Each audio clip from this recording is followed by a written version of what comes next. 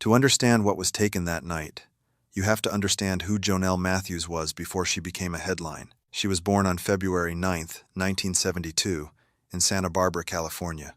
Her biological mother, Terry Vieira, was just 13 years old at the time, a child herself, in no position to raise one. Within 6 weeks, Jonelle was placed in the arms of Jim and Gloria Matthews, a couple who had been waiting for exactly this moment. They already had a daughter, Jennifer, and now their family felt complete.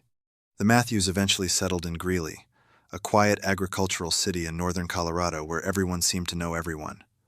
Jim became the principal of Platte Valley Elementary School in nearby Kersey. Gloria was deeply involved in their church. They were the kind of family that showed up to school events, to Sunday services, to neighborhood cookouts, and Jonelle fit right into that rhythm. By the time she was 12, Jonelle was a 7th grader at Franklin Middle School. She sang in the honor choir. She was athletic, social, the kind of kid who cross-stitched handmade gifts for her friends during the holidays. She attended the Sunnyview Church of the Nazarene with her family, where the congregation knew her by name. There was nothing remarkable about the Matthews family in the way that makes news. No dysfunction leaking through the walls, no warning signs. They were ordinary in the best possible sense, a family built on routine, faith, and the quiet certainty that their corner of the world was safe. That certainty is what makes what happened next so difficult to sit with. Because Greeley in 1984 was the kind of place where a 12-year-old could be dropped off at home alone for an hour without a second thought, where a flickering foyer light meant your daughter was inside, where the locks on the doors were more habit than necessity. Jonelle Matthews was not a statistic waiting to happen. She was a kid living a life that gave no indication it was about to end. On the evening of December 20th, Jonelle had a Christmas concert. She was performing with the Franklin Middle School Honor Choir at the Intra-West Bank of Denver singing Jingle Bells, among other holiday standards. It was the kind of event that fills a room with off-key harmonies and proud parents holding camcorders. Normal, unremarkable. The kind of night a family forgets by New Year's. But the Matthews family had a scheduling conflict. Jennifer, Jonelle's older sister, had a basketball game the same evening. Gloria, their mother, was out of state caring for a sick relative. So Jim made the call any parent would he drop Jonelle off at the concert and headed to Jennifer's game. Jonelle would get a ride home. That ride came from Russ Ross, the father of Jonelle's friend Deanna.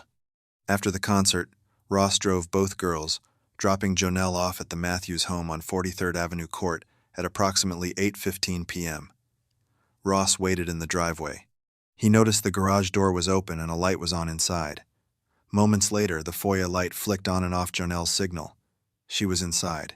She was safe. Ross drove away. At roughly 8:30, Jonelle answered the home phone and took a message for her father.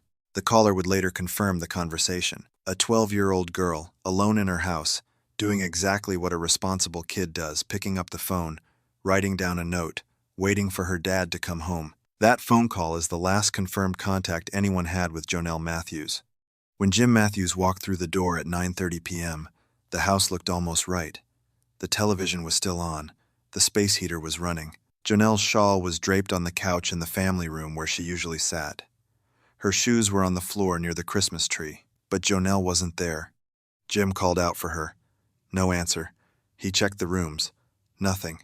He assumed she might have gone to a friend's house, maybe a last-minute plan she forgot to mention. When Jennifer arrived home at 10 p.m., she hadn't seen her sister either. Jim started calling Jonelle's friends. No one had heard from her. By 11 p.m., Jim Matthews called the police. Officers arrived at 10:15, though some accounts placed the formal report closer to 11. What they found outside the house shifted the tone immediately. Footprints in the snow, pressed into the ground near the windows, too large to belong to a child. Someone had been standing outside the Matthews home, watching, and then there was the rake. A garden rake from the Matthews' own garage had been used to partially scrape over the footprints, not enough to erase them entirely, but enough to blur the tread pattern. It was deliberate, controlled, the act of someone who had the presence of mind to think about what they were leaving behind. There were no signs of forced entry, no indication of a struggle. Nothing broken, nothing overturned. Just a quiet house, a missing girl, and a set of footprints someone tried to make disappear. By morning, Greeley was looking for Jonelle Matthews. Volunteers fanned out across the Pheasant Run neighborhood and beyond, searching ditches, fields, drainage canals, anywhere a child might be found. Police went door to door. Flyers went up in storefronts and gas stations. Local news ran her photo on a loop. Within days, the search expanded across Weld County and into neighboring jurisdictions. And then came the milk cartons. Jonelle Matthews became one of the first faces in a nationwide campaign to find missing children. Her photo and the date of her disappearance printed on the side of milk cartons distributed across the country. For millions of American families sitting down to breakfast, Jonelle's face stared back from the kitchen table.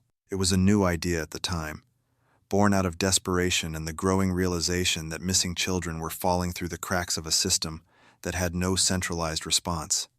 The case reached the White House. On March 7, 1985, President Ronald Reagan mentioned Jonelle by name during a speech at the old Executive Office building.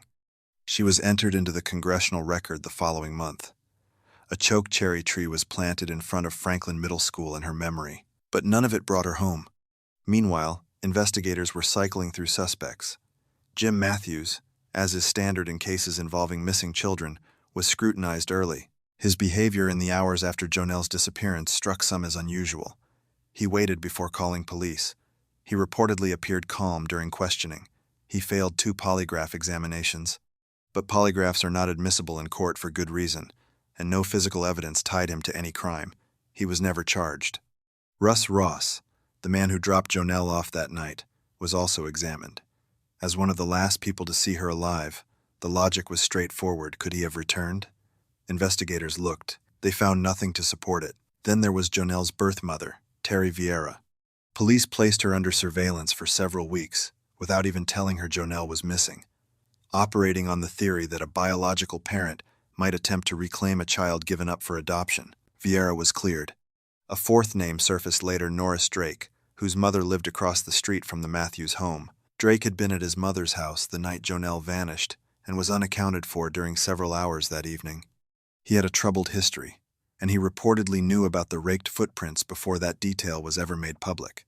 But his family provided an alibi, and law enforcement did not pursue charges. 4 suspects, no arrests, no body, no answers. The silence was settling in. There's a reason investigators looked at Jim Matthews first, and it has nothing to do with suspicion born from evidence. It's born from statistics. In cases involving missing or murdered children, a family member or someone within the immediate household is responsible the majority of the time. The numbers vary by study, but the pattern is consistent enough that law enforcement has built its investigative framework around it. You start with the inner circle and work outward. It's not personal. It's procedural, but procedure has a cost. When Jim Matthews failed 2 polygraph tests, it didn't prove guilt. Polygraphs measure physiological stress responses, not truth. A father whose 12-year-old daughter has just vanished is going to register stress, elevated heart rate, irregular breathing, sweat. These are the responses of a terrified parent and a guilty suspect in equal measure, which is exactly why polygraph results are inadmissible in most courtrooms. They measure anxiety, not deception. Yet the damage a failed polygraph does to a person's reputation, especially in a small community, is real. Once the whisper starts that a father failed a lie detector test, it doesn't need a courtroom to convict. It convicts in grocery store aisles and parent-teacher conferences and Sunday pews. There's also a cognitive trap investigators have to actively resist: confirmation bias. Once a suspect is identified early, every piece of ambiguous information risks being filtered through that lens. A calm demeanor becomes suspicious. A delayed phone call becomes evidence of guilt. The same behaviors that might be read as shock or denial in one context become incriminating in another. In the Matthews case, investigators ultimately moved past these early suspects, but the time spent circling the inner ring is time the outer ring goes unexamined, and in a case where the trail is already cold, that time matters. In 1994, a full decade after Jonelle vanished, she was declared legally dead. There was no body, no confession, no breakthrough, just the quiet legal acknowledgement that a 12-year-old girl was not coming home. The Matthews family, by then, had already begun the slow process of rebuilding a life around an absence. Jim and Gloria eventually left Greeley altogether. They moved to the Philippines, where they served as missionaries, pouring themselves into purpose in a place where no one knew their daughter's name from a milk carton. After years abroad, they retired to Costa Rica. Jennifer, Jonelle's older sister, married and moved out of Colorado. The family didn't forget. They just learned to carry it differently. In 1997, something unexpected happened. Gloria received a letter from Terry Vieira, Jonelle's birth mother. Vieira had hired a search consultant to locate the daughter she'd given up for adoption 13 years earlier. She had no idea Jonelle was missing. The Matthews told her the truth. And rather than fracture under the weight of that revelation, the two families became friends bound together by the same loss from opposite ends of a life that never got to unfold. Meanwhile, the case file sat in Greeley. It was never officially closed. Detectives rotated through it over the years, each new set of eyes reviewing the same thin evidence, the same dead-end leads. The Greeley Tribune revisited the story in 2010, keeping it in the public consciousness. But there was nothing new to report. Then, around 2018, something shifted. Greeley police began recontacting witnesses. They started applying modern forensic strategies to old evidence techniques that didn't exist when the crime occurred. The details of what specifically changed in the investigative approach haven't been fully disclosed, but the signal was clear. This was no longer a case gathering dust. Someone was looking again. After 34 years of silence, the Jonelle Matthews case was waking up. What no one knew yet was that the answer had been trying to surface for decades from the mouth of the killer himself. On July 23, 2019, a crew of excavators was installing an oil and gas pipeline in a rural stretch of Weld County near the intersection of County Roads 34.5 and 49, about 15 miles southeast of the Matthews family's former home. It was routine work. Dig, lay pipe, move on. Then the equipment hit something. Just below the surface, partially exposed by the machinery, were human remains, scattered clothing, and a detail that made the workers stop cold: a full set of dental braces, still intact, still attached. The Weld County Coroner's Office was called. Within days, the remains were positively identified through DNA analysis and dental records. After 34 years and 7 months buried in a Colorado field, Jonelle Matthews had been found. She was 15 miles from home. She had been there the entire time. The forensic report listed her cause of death as a single gunshot wound to the head. There was no ambiguity, no room for alternative interpretation. Jonelle Matthews had been murdered the night she disappeared, killed quickly, buried deliberately, and left in a location remote enough that 3.5 decades of farming, weather, and development never disturbed her. The discovery changed everything. A case that had been defined by absence, no body, no weapon, no scene, now had physical evidence. It had a location. It had a cause of death. And it gave investigators something they hadn't had since 1984: momentum. For the Matthews family, the news was devastating and clarifying in equal measure. Jennifer Mogensen, Jonelle's older sister, now married and living outside Colorado, held a press photo of Jonelle at a public statement, her face carrying the expression of someone who had always known this was coming but had never stopped hoping it wouldn't. Jim and Gloria, still living abroad, received the call that no parent prepares for the confirmation that the worst thing they ever imagined was exactly what happened. Their daughter hadn't run away. She hadn't been taken to start a new life somewhere.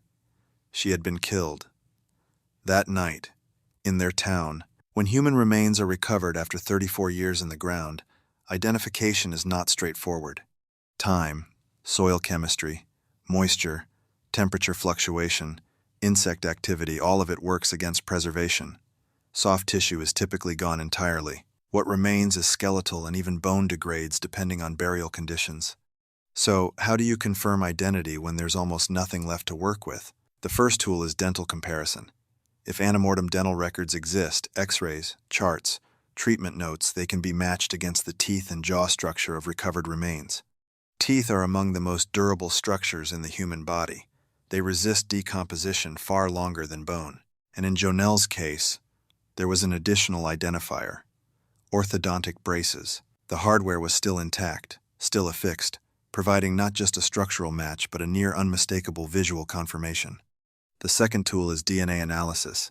Even when soft tissue is gone, DNA can be extracted from bone, specifically from the dense cortical bone or from teeth. The process involves grinding a sample, isolating the genetic material, and comparing it against a known reference. In Jonelle's case, The Weld County Coroner's Office used DNA to provide definitive confirmation alongside the dental match. It's worth noting that DNA extraction from decades-old remains is not always successful. Degradation, contamination from soil microbes, and fragmentation of the genetic material can all compromise results. The fact that a usable profile was obtained from remains buried since 1984 speaks to both the condition of the burial site and the quality of the lab work. Together, these two methods, dental records and DNA, created a identification that was beyond dispute. Jonelle Matthews wasn't a probable match or a likely candidate. She was confirmed, conclusively. After nearly 35 years of not knowing where she was, there was no longer any question. In 1984, Stephen Dana Pankey was a married father living in Greeley, Colorado, roughly 2 miles from the Matthews residence. He worked as a security guard and used car salesman. He attended the same church as the Matthews family, the Sunnyview Church of the Nazarene. He knew who they were, he knew where they lived, and he knew their routines. That proximity, on its own, means nothing. Greeley was a small community. Plenty of people lived 2 miles from the Matthews home. But what separates Stephen Pankey from every other neighbor is what he did in the hours, days, and decades after Jonelle disappeared. The day after the disappearance, December 21st, Pankey abruptly announced a family trip to California to visit his parents for Christmas. His then-wife, Angela Hicks, later testified that the trip was unexpected. Pankey had previously decided against going. Before they left, he dumped the family's 2 Great Danes. The dogs were never seen again. The trip was cut short after an argument with his father. On the drive back to Colorado on Christmas Day, Pankey asked Hicks to scan the radio. She landed on a news report about a missing girl in Greeley. Pankey wanted to hear more. He had her keep flipping channels, searching for additional coverage. For a man who had supposedly just learned about the case, his fixation was immediate and intense. It didn't stop there. Hicks later found a piece of legal paper in Pankey's trash. Written in his handwriting was a note that read, "Snow outside the Matthews house was raked." That detail, the raked footprints, had never been released to the public. Law enforcement had deliberately withheld it. The only people who should have known about the rake were investigators and the person who used it. 3 years after Jonelle vanished, Pankey moved his family to Idaho. He reinvented himself, running for lieutenant governor in 2010 and for governor in 2014 and again in 2018, campaigning as a Republican with what he described as traditional core values with a biblical and constitutional perspective. He lost every race. But throughout all of it, the relocation, the political ambitions, the new life, Pankey kept circling back to the Matthews case. He contacted law enforcement repeatedly over the years, offering theories, inserting himself into the investigation, providing information that alternated between vague and suspiciously specific. He told investigators he had driven past the Matthews home the night Jonelle disappeared. He claimed to have seen unusual activity. He pointed fingers at other suspects. And then, in conversations with multiple people over the years, Pankey made statements that went beyond what any uninvolved bystander would know. He referenced details about the crime scene. He discussed the case with an urgency that didn't match someone with no connection to it. Stephen Pankey wasn't a man haunted by a neighbor's tragedy. He was a man who couldn't stop talking about what he'd done without ever quite saying it directly. On September 4th, 2019, just weeks after Jonelle's remains were identified, police in Twin Falls, Idaho, executed a search warrant on Stephen Pankey's condo. The warrant stated that investigators had probable cause to believe Pankey had abducted and murdered Jonelle Matthews. 9 days later, on September 13th, the Greeley Police Department publicly named him a person of interest. A year later, on October 9th, 2020, a Weld County grand jury handed down an 8-page indictment. The charges were direct. Pankey took Jonelle Matthews from her family home and shot Jonelle Matthews during the course of the kidnapping. He was charged with felony murder, second-degree kidnapping, and making a false report to authorities, the last charge stemming from a claim Pankey had made about a blanket missing from the Matthews home. No such blanket was ever confirmed missing. The first trial began in October 2021. The prosecution laid out a circumstantial case: Pankey's proximity to the Matthews home, his knowledge of the raked footprints, his erratic behavior after the disappearance, the testimony of his ex-wife Angela Hicks, and decades of self-incriminating statements made to law enforcement and acquaintances. There was no DNA linking Pankey to the crime, no murder weapon, no eyewitness placing him inside the house. The jury deadlocked. A mistrial was declared, but prosecutors came back. The second trial began in October 2022, with largely the same evidence but a sharper presentation. Hicks took the stand again, describing Pankey's controlling behavior during their marriage, how he restricted her from driving, from watching television, from listening to the radio. She recounted the abrupt California trip, the disappeared dogs, and the handwritten note she found in his trash, referencing the raked snow. She described being forced to consume every news report about Jonelle's disappearance at Pankey's insistence. The defense, led by attorney Anthony Viorst, offered an alternative theory. Viorst pointed to Norris Drake, the neighbor's son who had been at his mother's house the night Jonelle vanished and was unaccounted for during several critical hours. Drake also knew about the raked footprints. Norris Drake murdered Jonelle Matthews, Viorst told the jury directly. Pankey himself took the stand. He admitted that he had lied to investigators in the past about his knowledge of the case. It was a gamble, an attempt to explain away the inconsistencies. It didn't land. The jury began deliberating on a Friday afternoon. They broke for the weekend. On Monday morning, they returned with a verdict: guilty, felony murder, second-degree kidnapping, false reporting. District Court Judge Timothy Kearns addressed the jury. "I want to say thank you to you and the alternates who spent a substantial amount of time, effort, discipline, and consideration of this case."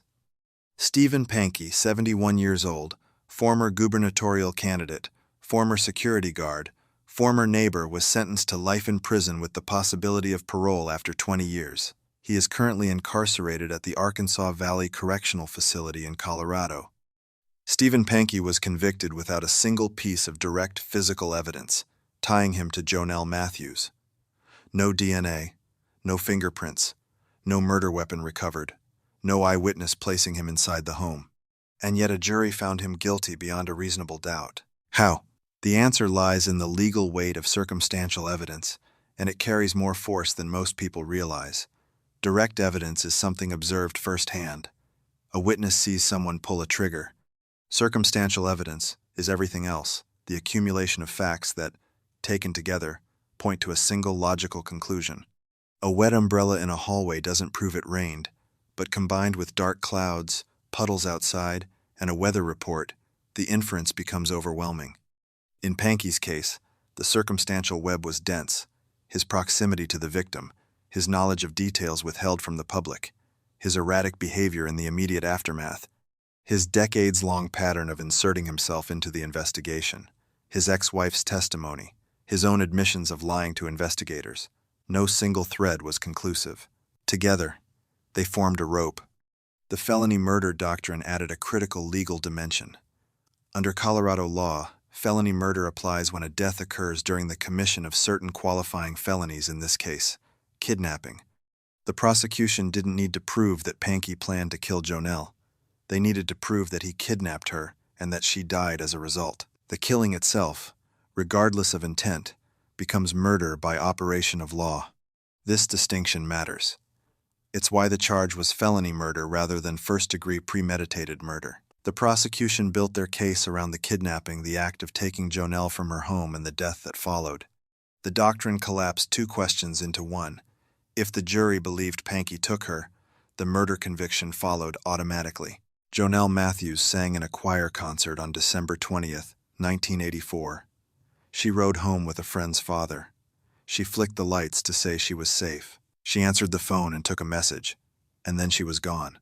For 34 years, that was the entire story. A girl who vanished between the flick of a light switch and her father's return.